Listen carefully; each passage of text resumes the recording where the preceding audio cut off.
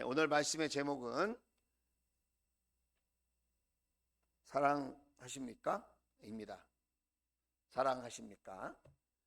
이런 제목으로 오늘 말씀을 나눌 때 하나님께서 저와 여러분에게 깨닫는 은혜를 주시고 또 이 말씀을 가지고 한 주간 승리하는 삶이 될 수 있기를 주의 이름으로 축복합니다. 어느 할아버지가 서울에 친구들을 만나려고 올라오셨대요. 그래가지고 그 친구들하고 좀 고급 식당에 갔던 것 같아요. 음식을 주문하는데 그 테이블 위에 친구가 벨을 누르는 거예요. 그 벨을 눌렀더니 젊고 아리따운 아가씨가 딱 오더니 무슨 음식을 시키시겠습니까? 그렇게 물어보더라는 거예요. 그래가지고 가만히 어떻게 하나 보니까 또 친구가 말을 해. 그리고 또 갔는데 또 벨을 누르니까 또 오더니 뭐 필요한 게 있으십니까? 또 그렇게 물어보더라는 거예요. 식사를 맛있게 마쳤습니다.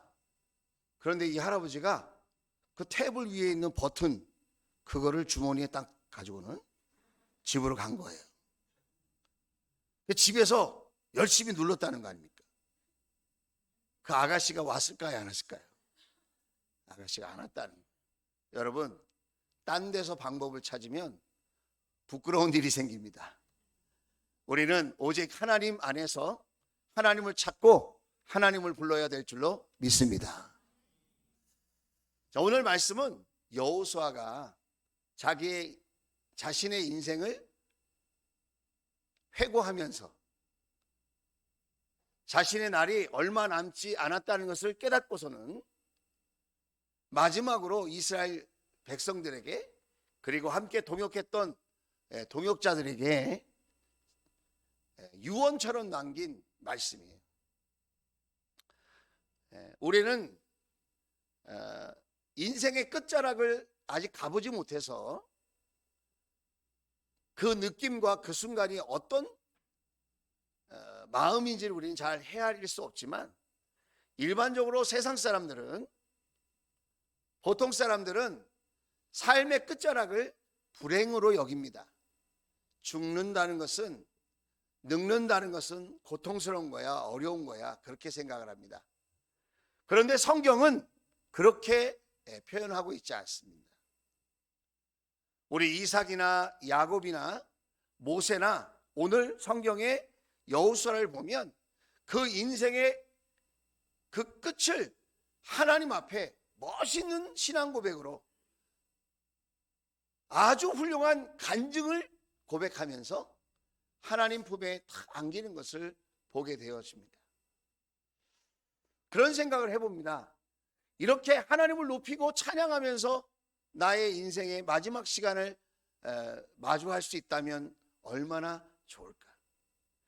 이렇게 하나님을 찬양하고 하나님을 높이며 하나님이 하셨던 일들에 대해서 믿음의 고백을 탁 드리고 하나님 품에 안기는 그런 삶이 되면 얼마나 좋을까. 여러분, 모든 인생은 시작도 좋아야 하지만 그 마무리도 좋아야 하지 않을까요? 오늘 여호수아는 그 마지막을 아주 멋있게 장식하고 있습니다. 그러면서 오늘 말씀의 8절을 보면 이렇게 이야기합니다. 오직 당신들은 지금까지 해온 대로 당신들의 하나님만 가까이 하십시오 그랬어요. 지금 여호수아는 30년 동안 모세의 시종으로 또 그리고 이스라엘의 지도자로 모세를 이은 지도자로 충성스러운 사역을 감당했습니다. 그리고 하나님이 약속하신 그 가나안 땅에 들어가서 각 지파에게 땅을 하나님의 기업으로 분배하는 일을 했습니다. 물론 완성된 건 아니에요. 아직도 싸워야 할 적들이 있었습니다. 그러나 각 지파에게 하나님께서 주시겠다고 하는 그 땅의 기업을 잘 분배해서 그 작업을 완수했습니다. 그 가나안 땅의 전쟁은 7년 동안 쉼 없이 계속되었는데 여호수아는 단 한 번만 지고 나머지 모든 전쟁에서 승리한 용사 중에 용사요, 장수 중에 장수이며 최고의 지도자였습니다. 한 번은 어디에서 졌을까요? 여리고성을 무너뜨리고 아이성이라고 하는 곳에서 그만 지고 말았죠. 여호수아의 잘못이 아닙니다. 그 백성 중에 하나님의 말씀을 어긴 한 사람 때문에 여리고 성보다 훨씬 작은 성임에도 불구하고 그 성을 함락하는데 그 전쟁에서 실패했다는 것입니다. 자, 어찌됐든지 간에 그 한 번을 제외하고는 모든 싸움에서 승리한 사람이 지금 이야기하는 겁니다. 뭐라고 이야기합니까? 여기까지 승리하게 된 비결이 무엇인가? 그러면서 앞으로 또 승리하게 될 그 미래는, 그 방법이 무엇인가? 여기까지 달려온 힘이 무엇이고 앞으로 달려가야 할 그 인생, 다음 세대의 그 인생들의 그 달려갈 인생길에 그 힘이 되는 것이 무엇인가? 여기까지 지내온 것이 무엇이며 앞으로 내가 또 살아가야 할 날이 어떻게 살아가게 되면 이것이 축복이 되고 이것이 은혜가 될 것인가? 그 비결에 대해서 지금 여호수아는 말하고 있는 거예요. 그 비결이 무언가? 오늘 여호수아는 8절에 오직 당신들은 지금까지 해온 대로라고 말해요. 지금까지 해온 대로. 지금까지 어떻게 해왔다는 거예요? 주 당신들의 하나님만 가까이 하십시오. 한번 따라 하겠습니다. 하나님만 가까이 하십시오. 다시 한번 우리의 믿음의 고백이 되도록 하나님만 가까이 하십시오. 여기서 중요한 표현이 하나 있어요. 하나님 도가 아니라 하나님만이라는 거예요. 하나님 도가 아니라 하나님만이라는 겁니다. 지금까지 이스라엘 백성들이 가나안 땅까지 오게 된 과정을 한번 생각해 보겠습니다. 홍해를 누가 가르게 되었나요? 홍해를 가른 실력이 누구의 실력입니까? 홍해를 가른 사람이 누구입니까? 만나를 내리게 한 사람이 누구입니까? 메추라기를 내려준 분이 누구입니까? 반석에서 물을 내신 분이 누구입니까? 구름 기둥과 불 기둥을 허락하신 분이 누구입니까?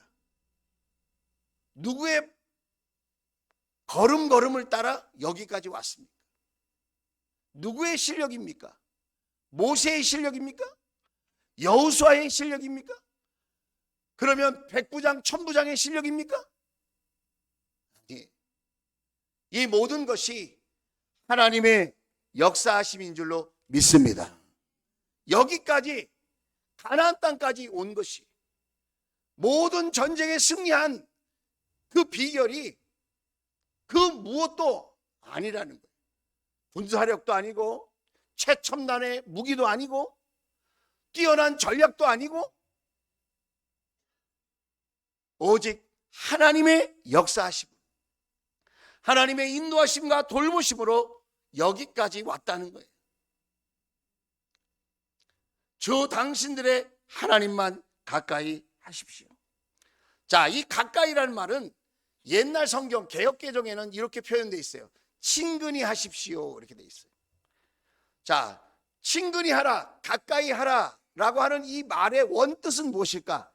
구약 성경은 대부분이 히브리어로 쓰여져 있는데 히브리어에 이 가까이 하라는 말은 따바크라는 말이에요. 따바크, 티드바크, 따바크 이런 말이에요.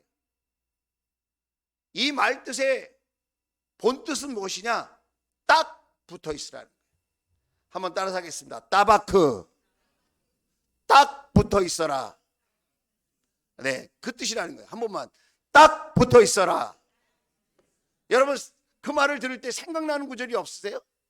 요한복음 15장에 나는 포도나무요 너희는 가지라고 그랬잖아요. 그 가지의 열매를 맺는 비결이 뭐라고 그러죠? 열심히 노력해라, 열심히 수고해라, 좋은 전략을 가져라, 최선을 다하라? 그거 아니에요. 예수님이 뭐라고 말씀하셨죠? 포도나무에 가지인 너희는 딱 붙어 있어라. 딱 붙어 있어라. 여러분, 하나님께 붙어 있으면, 교회에 붙어 있으면, 목장에 붙어 있으면 힘들고 어려운 일을 만나도, 괴로운 일을 당해도 우리는 열매 맺는 삶을 살게 되어질 줄로 믿습니다. 내가 하는 게 아니라 누가 하는 거예요? 하나님이 하신다. 하나님이 역사하시는 것을 여러분 경험하고 또 여러분 확증할 수 있게 되기를 주의 이름으로 축원을 드립니다. 하나님이 살아계셔.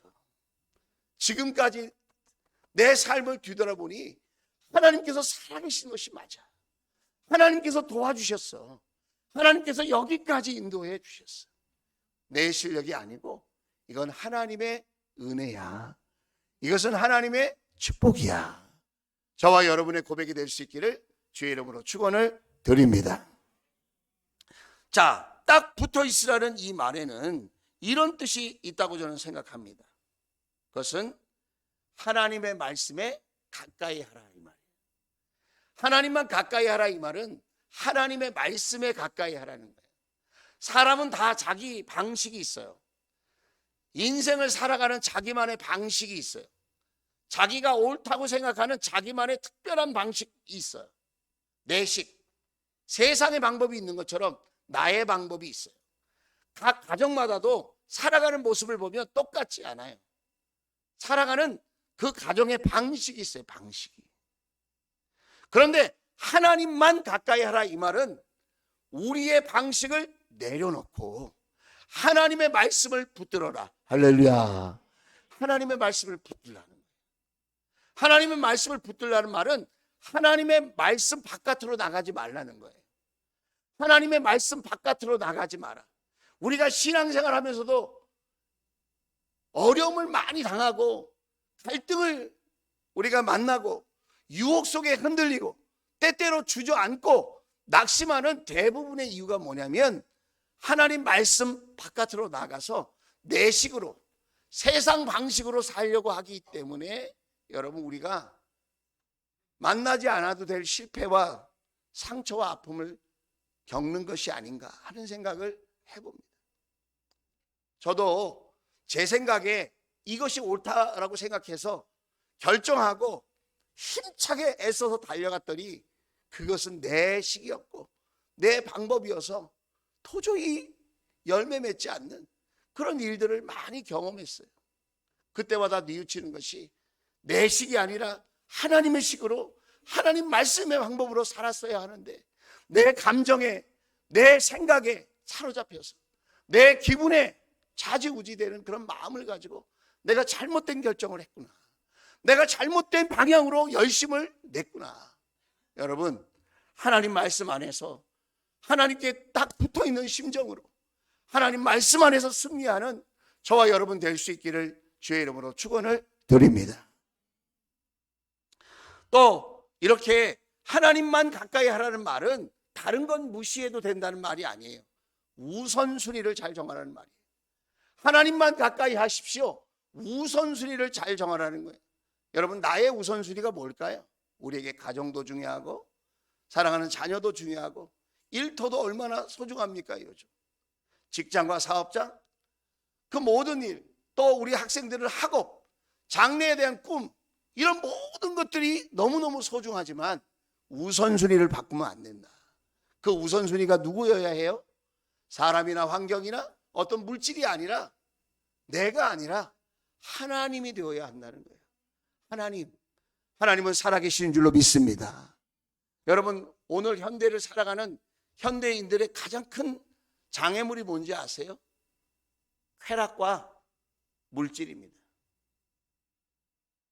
그 한순간의 쾌락을 위해서 마약도 그 외에 여러분 해서는 안 될 잘못된 줄 뻔히 알면서도 잘못된 길을 가는 사람들이 점점 많아지고 있어요. 뿐만 아니라 물질이 우상이 되어서 그 물질을 쫓고 자기의 기호를 쫓아서 그렇게 살아가는 사람들이 점점 많아지고 있어요. 교회 아니라고 해서 예외는 아닌 것 같습니다. 누가 보호받고 누가 승리하는 삶을 살고 누가 이렇게 주 안에서 열매 맺는 삶을 살게 되는가? 그것은 내 식을 내려놓고 하나님의 방식을 붙들며 그 무엇보다도 하나님께 우선순위를 두는 사람이에요. 참 저희 교회를 보면 참 그런 귀한 분들이 있어요. 참 힘들고 어려운데도 하나님께 예배드리는 것을 항상 우선하는 거예요. 매일매일의 삶 속에도 참 고단함과 피곤함이 넘쳐도 하나님께 기도하는 것이 먼저인 줄 알아. 그 새벽 미명 시간에 주 앞에 나와 기도하며 예배하는 분들이, 기도하는 분들이 계시다는 거예요. 피곤하고 고단한 직장 생활 속에서도 하나님께서 맡겨주신 사명을 하나님께서 내게 주신 특권으로 알고 그 일을 먼저 감당하려고 애쓰시는 그런 하나님께 우선순위를 둔 분들이 많이 우리 주변에는 있다는 거예요. 저와 여러분의 우선순위를 점검할 수 있게 되기를 주의 이름으로 축복합니다. 하나님 먼저 생각하고 그 나라와 그 일을 먼저 우리가 우선순위에 두어서 하나님을 더 가까이 할 수 있는 승리자가 될 수 있기를 주의 이름으로 축원을 드립니다. 자, 뿐만 아니라 하나님만 가까이 하십시오라는 이 말에는 이런 뜻이 있다고 저는 또 생각해요. 그게 무엇일까요? 하나님께 맞추라는 거예요. 하나님께 맞춰라. 우리가 연애하잖아요. 연애할 때는 어떻게 하죠? 더 사랑하는 사람이 덜 사랑하는 사람한테 맞추는 것 같아요. 사랑하기 때문에 맞추는 거예요. 나는 짬뽕 먹고 싶어도 사랑하는 사람이 짜장면 먹자고 하면 맞춰주는 거예요. 죽고 사는 문제가 아니라면 맞춰주는 거죠. 나는 산으로 가고 싶지만 난 바다 보고 싶다. 그럼 바다로 가는 겁니다. 맞춰주는 거죠. 이거를 세상 용어로 뭐라고 하는지 아십니까? 을이 되어주는 거예요. 을이 되어주는 거예요. 지금 우리 세상은 갑질하는 사람들 때문에 피곤합니다. 그런데 하나님을 믿는 사람은 갑질하지 말고 무슨 질을 하면 될까요? 을질하면 되지 않을까요? 자, 우리 한번 큰 소리로 한번 말해 봅시다. 좀 부끄럽기도 한데 갑질하지 말고 을질합시다. 시작. 예. 요즘 갑질하는 사람들 때문에 너무너무 피곤하잖아요, 세상이. 좀 세상적으로 여유가 있다고, 물질 좀 있다고, 권력 좀 있다고, 그죠? 배움이 좀 있다고, 남들보다 더 건강하다고, 내가 남자라고 을을 무시하고 을에게 해서는 안 될 말과 행동을 하는 그런 사회에서 우리가 살고 있지 않습니까? 그런데 신앙생활도 갑질하면서 신앙생활을 하는 사람이 있는 것 같아요. 그게 뭐죠? 모든 것을 자기에게 맞춰달라는 거예요. 나한테 맞춰달라. 목장도 나에게 맞춰주고, 교회 모든 행사도 나에게 맞춰주고, 목사님 설교도 나에게 맞춰주고, 기도하는 것도 나에게 맞춰주고, 봉사하는 것도 나에게 맞춰주고. 여러분, 맞춰주면 신앙생활이 행복할까요? 주님을 나에게 맞추려고 하지 말고 내가 주님께 맞춰야죠. 믿어지시면 아멘. 이해가 되시면 아멘. 여러분, 아내를 사랑하면 아내에게 맞춰줘야죠. 죽고 사는 문제가 아니라면, 그죠? 남편을 사랑하면 남편에게 맞춰줘야죠. 우리가 왜 자식들을 그렇게 쩔쩔매면서 비율을 맞추려고 합니까? 힘이 없어서 부모가? 능력이 없어서? 그게 아니에요. 사랑하니까 자녀에게 맞춰주잖아요.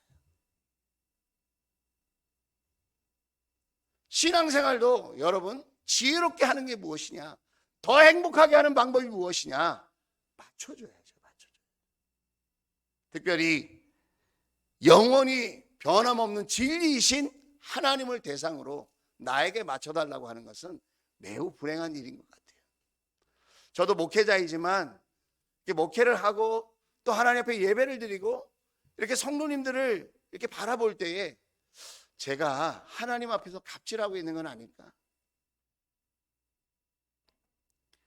내가 하나님 앞에서 하나님을 자꾸 내 방식에 맞추고 내가 원하는 길로 하나님을 오라고 하고 내가 원하는 때에 또 하나님 또 오시라고 하고 내 소원 들어달라고 하나님께 갑질하고 있는 건 아닐까? 아버지요, 나의 원대로 마옵시고 아버지의 뜻대로 되기를 원합니다. 예수님은 그토록 힘들고 어려운 순간에 하나님께 맞추려고 그렇게 애를 쓰셨는데 나는 기도를 하면서 하나님 나에게 맞춰주세요 그렇게 말하고 있는 것은 아닌가? 오늘 여호수아는 자신의 삶의 끝자락에서 이스라엘 백성들에게 이렇게 이야기합니다. 여기까지 승리하여 온 그 모든 인생의 여정이 그 비결이 무엇이냐? 지금까지 해온 대로 그게 뭐예요? 주 당신들의 하나님만 가까이 하십시오. 할렐루야. 앞으로의 남은 인생, 앞으로의 미래도 어떻게 하면 승리할 수 있다? 지금까지 해온 대로 내가 없어도 하나님만 가까이 하면 여기까지 승리케 하신 하나님이 앞으로도 승리케 하고 열매 맺는 삶으로 인도하실 것이다. 할렐루야. 우리가 다 그 은혜를 경험하고 누리고 간증할 수 있게 되기를 주의 이름으로 축원을 드립니다. 자, 이렇게 하나님을 가까이 할 때 어떤 하나님께서 응답을 주셨는지 한번 보겠습니다. 자, 9절 말씀입니다. 자, 같이 한번 읽어봅시다. 시작. 주님께서 당신들 앞에서 크고 강한 나라들을 몰아내셨으므로 지금까지 당신들을 당할 사람이 없었던 것입니다. 그랬습니다. 지금까지 이스라엘 백성들이 쌓은 모든 민족과 나라가 별 볼 일 없는 나라와 민족이 아니에요. 다 이스라엘 민족들보다 좋은 무기를 갖고 있고요. 더 막강한 군사력에 튼튼한 성을 갖고 있고 더 뛰어난 전략을 갖고 있고 더 용맹스러운 왕이 있었던 나라들이 즐비했습니다. 그런데 이상하게 이스라엘 백성들만 보면 그 강한 나라들이 피하려고 하고 또 전쟁을 하게 되면 다 이기는 거예요. 이스라엘 백성들이. 이스라엘 백성들이 생각할 때는 참 신기한 일이 아닐 수 없어요. 왜 우리를 보고 난민과도 같고 오합지졸과 같은 우리를 광야에서 떠돌다가 이제 겨우겨우 수습해가지고 가나안 땅에 들어가는 우리 연약한 오합지졸 같은 우리에게 왜 이런 큰 나라들이 지는가? 왜 이런 나라들이 도망가는가? 왜 왕들이 겁먹는가? 이유를 몰랐어요. 강한 나라라는 것은 수가 어마어마하다는 거예요. 뿐만 아니라 강력한 군사력을 갖고 있었다는 거예요. 강한 나라라는 뜻이. 그러면 여러분, 이스라엘 백성들이 전쟁으로 단련된 용병들이어서 이 강한 나라를 물리쳤을까요? 아니에요. 오늘 성경에 보면 답이 나오죠. 주님께서라고 그래요. 주님께서 당신들 앞에서 크고 강한 나라를 몰아내셨으므로, 모세가 몰아낸 게 아니고요, 여호수아가 몰아낸 게 아닙니다. 우리 하나님께서 그 강한 나라들을 몰아내신 줄로 믿습니다. 여러분, 하나님께서 하신 거예요. 지금까지 지내온 것 주의 크신 은혜라. 우리가 자기로 충만할 때, 자기 자아가 넘쳐날 때, 그럴 때는 무슨 생각을 하죠? 내가 참 열심히 살았어. 내가 최선을 다했지. 내가 남들보다 머리가 좋은 것 같아. 내가 남들보다 성품이 참 뛰어난 것 같고, 내가 남들보다 손재주가 있는 것 같고, 내가 남들보다 더 참 열심히 살았지. 여러분, 얼마나 귀한 고백들입니까? 그런데 한 가지 절대로 간과해서는 안 되는 것이 있어요. 그것이 무엇이죠?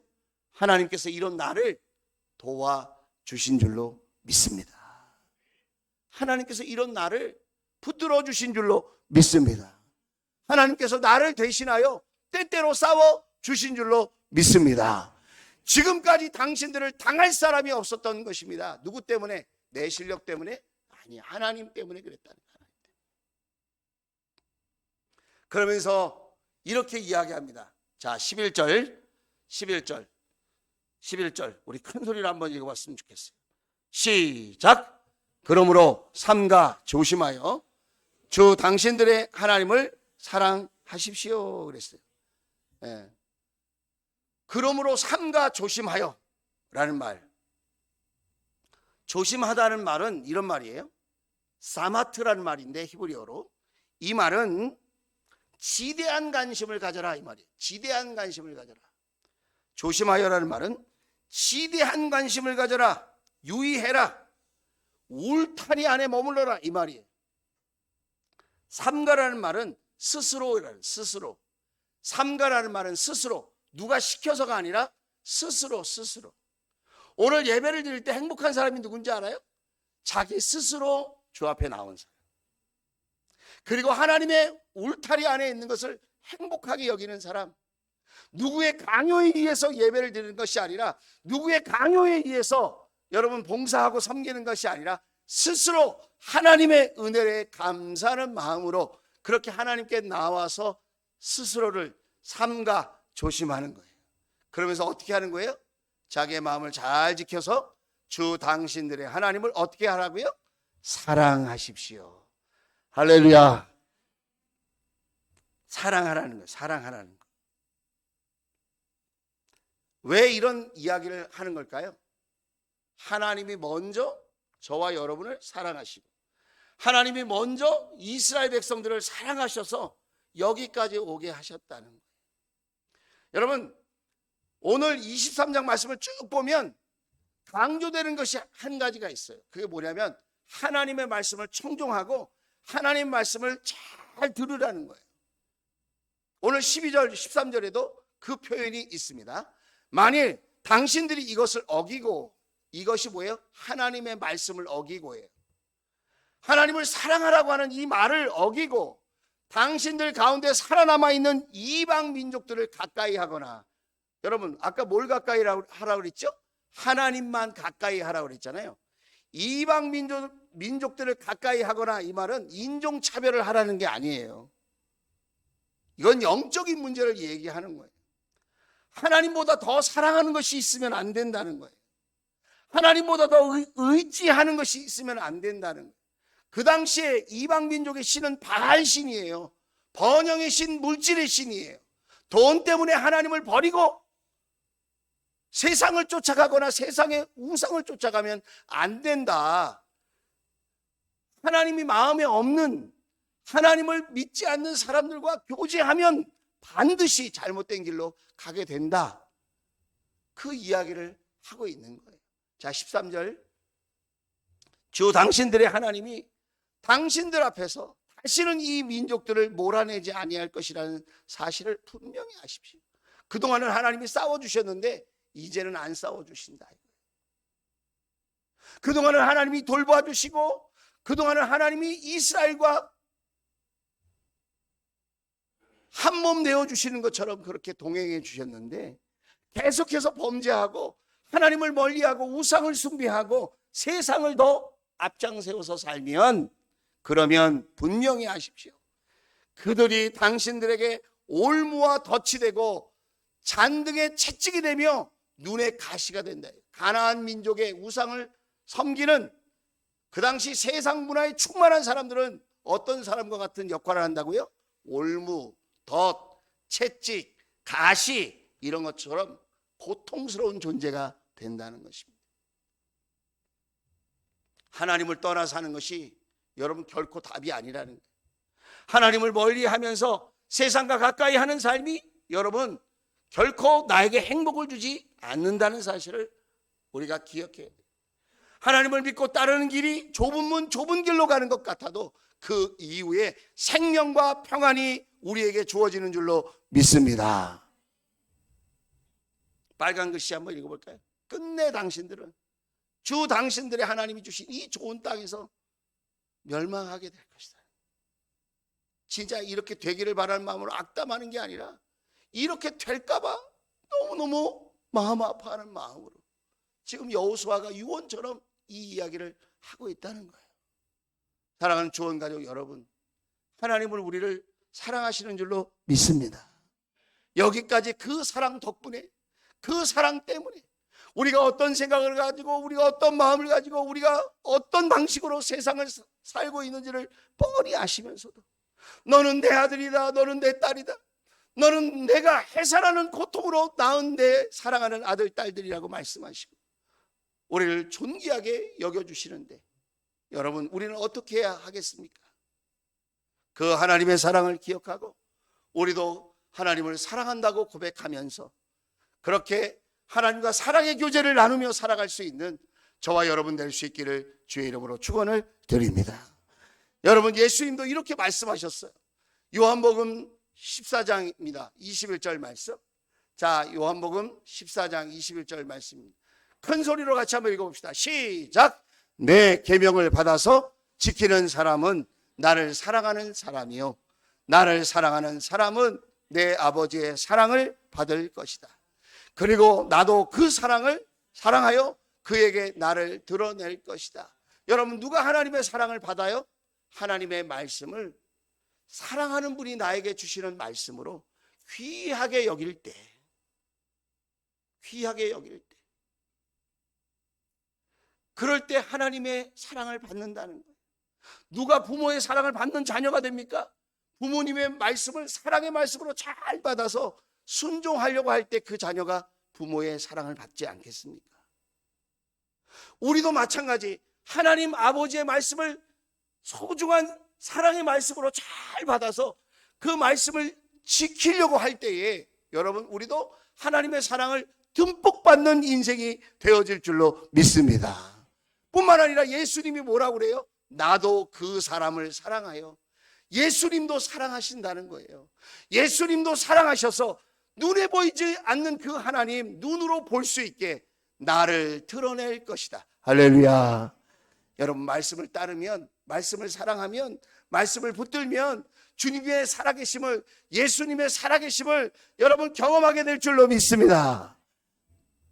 그리고 제가 기도할 때마다 붙드는 말씀이 있어요. 여러분에게 소개하고 싶어요. 자, 마지막으로 이 말씀 같이 한번 보겠습니다.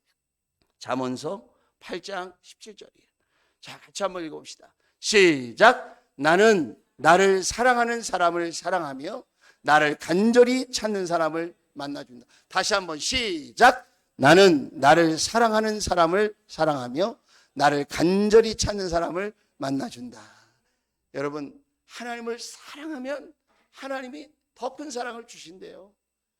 그리고 하나님을 사랑하는 마음으로 찾으면 하나님이 거절하지 아니하시고 외면하지 않으시고 하나님이 만나주신대요. 신앙생활도 하면서 갈등이 있는 것 같아요. 여러 가지 이유로. 우리가 연약하고 부족하니까.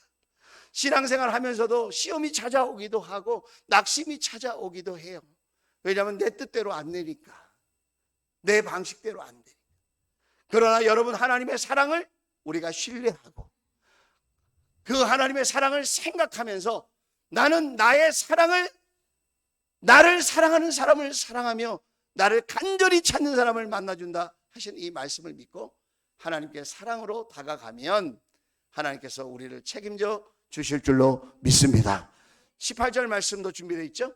자, 같이 읽겠습니다. 8장 18절 시작. 부귀와 영화도 내게 있으며 든든한 재물과 의도 내게 있다. 할렐루야.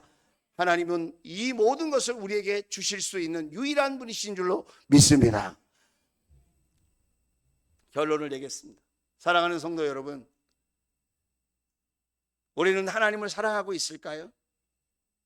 하나님은 하나밖에 없는 독생자를, 외아들을 이 땅에 저와 여러분의 죄를 용서하시기 위해서 그 하나밖에 없는 아들을, 그 생명을 내어주셨는데 우리는 그 사랑을 믿음으로 받아들이고 있을까요? 만약 우리가 그 사랑이 믿어지지 않는다면 저와 여러분이 이 말씀이 마치고 기도할 때에 하나님의 사랑을 만나게 해주세요. 하나님의 사랑을 경험하게 도와주세요. 하나님의 사랑이 더 깊게, 더 크게 다가오는 인생이 되게 해주세요. 하나님께 은혜를 구하는 마음으로 그렇게 기도했으면 좋겠어요. 만약 여러분 가운데 하나님의 사랑이 믿어지시는 분이 있다면 하나님 그 사랑을 흘려보낼 수 있는 인생 되게 해주세요. 내가 하나님의 사랑을 전하는 사람이 되게 해주세요. 내가 하나님의 사랑을 보여주는 사람이 되게 해주세요. 내가 그 사랑으로 승리하는 삶을 살게 해주세요. 2주간 연속해서 컨퍼런스를 다녀왔습니다. 청주에 있는 모 교회 목사님이 사례 발표를 하면서 자기의 간증을 했습니다. 그 목사님이 이렇게 얘기하는 거예요. 나는 다른 목사들보다 공부를 많이 했거나 다른 목사들보다 은사가 많거나 다른 사람보다 능력이 뛰어나거나 나는 다른 목사들처럼 인격이 훌륭하거나 하지 못하지만 내가 한 가지는 여러분에게 약속하고 싶습니다.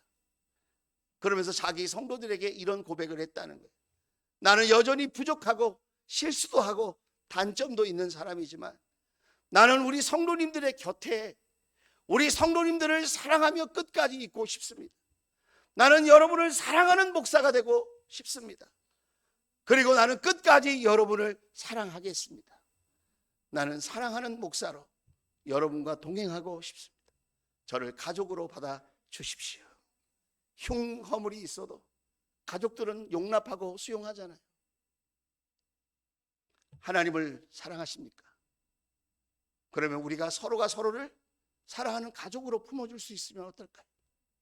부족함이 있어도 실수가 있어도 내 마음에는 안 들어도 기다려주고 참아주고 용납해주고 그렇게 하나님을 사랑하듯 하나님의 사랑을 내가 받았듯 그렇게 우리가 서로 사랑하며 산다면 하나님께서 저와 여러분의 삶을 놀라운 열매 맺는 삶으로 승리의 삶으로 이끌어 가실 줄로 믿습니다. 기도하겠습니다.